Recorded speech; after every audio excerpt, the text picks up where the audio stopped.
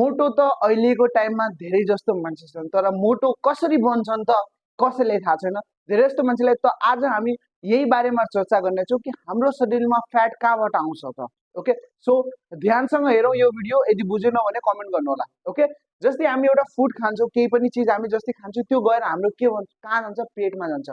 पेटमा गएर एसिड र इन्जाइम जो हाम्रो पेटमा भएका ओके त्यो फुडलाई ब्रेक गर्ने काम गर्छ, अनि त्यो फुड ब्रेक हुन्छ त ग्लुकोज बन्छ, अनि ग्लुकोज कन्भर्ट हुन्छ ग्लुकोजनमा, अनि त्यो ग्लुकोजन गएर हाम्रो लिभरमा स्टोर हुन्छ, अनि बडीमा जस्तै हर बडी मसल्स पार्टलाई जोमा युज हुन्छ त्योमा इनर्जी भएर त्यो युज हुन्छ।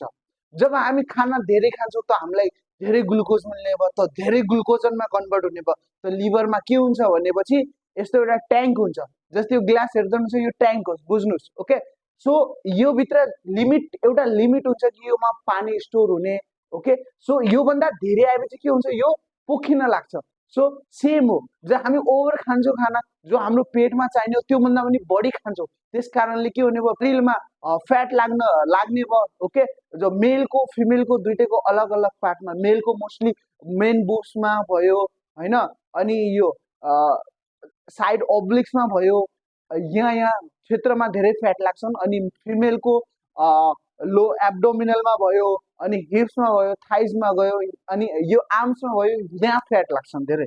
सो साथीहरू सिम्पल छ, यदि कम खानुहुन्छ भने कम ग्लुकोजन प्रोड्युस गर्नुहुन्छ, यदि धेरै खानुहुन्छ भने धेरै हुन्छ। फेरि ट्याङ्क धेरै भएपछि पोखिन लागेपछि हाम्रो बडीमा फ्याट भएर स्टोर हुन्छ मसल्समा हाम्रो।